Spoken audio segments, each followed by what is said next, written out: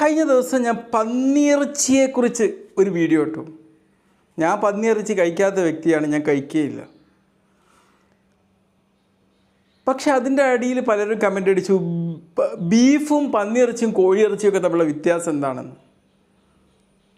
തീർച്ചയായിട്ടും ഇതിലേത് കഴിക്കുന്നവർക്ക് കഴിക്കാം, കഴിക്കാത്തവർക്ക് കഴിക്കാതിരിക്കാം. ഇത് കഴിക്കാൻ വേണ്ടി പറയുന്നതല്ല, നമുക്കൊരറിവ് ഷെയർ ചെയ്യാവുന്നത് കൊണ്ട് ഇത് മൂന്നും തമ്മിലൊരു കമ്പാരിസൺ ഞാൻ പറയുകയാണ്. ഈ മൂന്നിൽ ഏറ്റവും ആരോഗ്യപരമായിട്ടുള്ള ഇറച്ചി ഏതാണ് എന്നുകൂടി. എല്ലാത്തിൻ്റെ അവസാനമാണ് നമ്മൾ വിജയിയെ പ്രഖ്യാപിക്കാറുള്ളത്. പക്ഷേ ഈ ഒരു കാര്യത്തിൽ ഞാൻ ആദ്യം തന്നെ വിജയിയെ പ്രഖ്യാപിക്കാൻ പോവുക.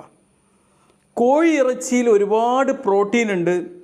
കൊഴുപ്പ് മറ്റ് രണ്ട് മാംസത്തെക്കാളും കുറവാണ്. അതുകൊണ്ട് ഇതിലെ വിന്നറെ ഫസ്റ്റ് തിരഞ്ഞെടുക്കുകയാണ്. അതുമാത്രമല്ല, ഈ കോഴി ഇറച്ചിയിൽ ധാരാളം വൈറ്റാമിൻ B3 അല്ലെങ്കിൽ നിയാസിന്, B6, സിങ്ക് പോലത്തെ സംഭവങ്ങളും അടങ്ങിയിട്ടുണ്ട്. പന്നിയിറച്ചിയിലും പ്രോട്ടീനും കൂടുതലുണ്ട്, കൊഴുപ്പും കൂടുതലുണ്ട്. പക്ഷെ പന്നിയിറച്ചിയിൽ അടങ്ങിയ കൊഴുപ്പ് എന്ന് പറഞ്ഞാൽ അത് കൂടുതലും സാച്ചുറേറ്റഡ് ഫാറ്റി ആസിഡാണ്. പന്നിയിറച്ചി ആണെങ്കിലും ബീഫാണ്, രണ്ടും റെഡ് മീറ്റാണ്. കോഴി വൈറ്റ് മീറ്റാണ്. അത് പ്രത്യേകം മനസ്സിലാക്കണം. വൈറ്റ് മീറ്റ് അത്ര ആരോഗ്യത്തിന് അപകടം ഉണ്ടാക്കില്ല. പന്നിയിറച്ചിയിൽ ധാരാളം വൈറ്റമിൻ B1 ഉണ്ട്, സെലീനിയം ഉണ്ട്, പിന്നെ പൊട്ടാസ്യവും അടങ്ങിയിട്ടുണ്ട്. ഇനി ബീഫിൻ്റെ കാര്യം എടുക്കുകയാണെങ്കിൽ ബീഫിലും നന്നായിട്ട് പ്രോട്ടീൻ അടങ്ങിയിട്ടുണ്ട്, കൊഴുപ്പും അടങ്ങിയിട്ടുണ്ട്. പക്ഷേ കൊഴുപ്പ്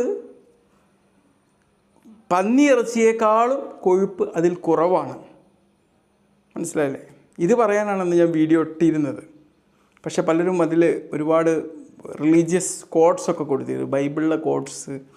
പിന്നീട് മറ്റ് മതങ്ങളിൽ ഇത് ഹറാമാക്കിയതിനെക്കുറിച്ച് ജൂതമതത്തിനും ഇസ്ലാം മതമൊക്കെ പറഞ്ഞപ്പോൾ ഇതെന്തൊരു സ്പിരിച്വൽ ക്ലാസ്സാണെന്നൊക്കെ രീതി വ്യാഖ്യാനിച്ചിരുന്നു. അങ്ങനെയല്ല, നമ്മളതിൻ്റെ ഹെൽത്ത് ഓറിയൻറ്റഡ് ആയിട്ട് മാത്രമാണ് നമ്മളെ ക്ലാസ് മുന്നോട്ട് കൊണ്ടുപോയത്. ഓക്കെ, ബീഫിൽ ധാരാളം അയേൺ, സിങ്ക്, നയാസിൻ എന്ന് പറയുന്ന വൈറ്റമിന്, അതുപോലെ വൈറ്റമിൻ B12 ധാരാളം അടങ്ങിയിട്ട്, പ്രത്യേകിച്ച് രക്തക്കുറവൊക്കെ ഉള്ളവർക്ക് വൈറ്റമിൻ B12, അയേണൊക്കെ അടങ്ങിയിട്ടുണ്ട്.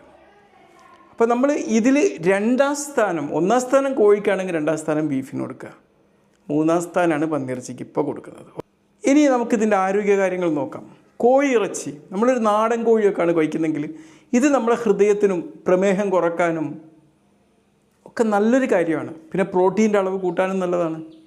അതുകൊണ്ട് വലിയ പാർശ്വഫലങ്ങളൊന്നും ഉണ്ടാവില്ല. പക്ഷേ ഇന്നത്തെ നമ്മൾ ബ്രോയിലർ കോഴികൾക്ക് ഈ ഫലം കിട്ടുന്നുണ്ടോ എന്നുള്ളത് നമ്മൾ പ്രത്യേകം ഒന്ന് നോട്ട് ചെയ്യേണ്ടത്. അതിനെക്കുറിച്ച് ഞാൻ പിന്നീട് കുറച്ചുകൂടി പഠിച്ചതിന് ശേഷം വിവരങ്ങൾ നിങ്ങളോട് ഷെയർ ചെയ്യാം. ഓക്കെ, തീർച്ചയായിട്ടും പന്നിയിറച്ചിയിൽ ഞാൻ പറഞ്ഞ ഒരുപാട് സാച്ചുറേറ്റഡ് ഫാറ്റി ആസിഡ് അടങ്ങിയത് കൊണ്ട് തന്നെ ഇത് ഒരു ചെറിയൊരളവിനപ്പുറത്തേക്ക് കഴിച്ചു കഴിഞ്ഞാൽ അത് ഹൃദ്രോഗങ്ങൾ ഉണ്ടാക്കാനും കൊളസ്ട്രോൾ കൂട്ടാനും ബ്ലഡ് പ്രഷർ കൂട്ടാനും ഒക്കെയാണ് കാരണമാവുക. ഇനി ബീഫ് കഴിക്കുകയാണെങ്കിലോ, ഞാൻ പറഞ്ഞല്ലോ, ബീഫിൽ ഒരുപാട് ആൻറ്റി ഓക്സിഡൻറ്റുകളും ഒരുപാട് വൈറ്റമിൻസും ഇതൊക്കെ അടങ്ങിയത് കൊണ്ട് തന്നെ ആരോഗ്യപരമായിട്ട് ഗുണങ്ങളുണ്ട്.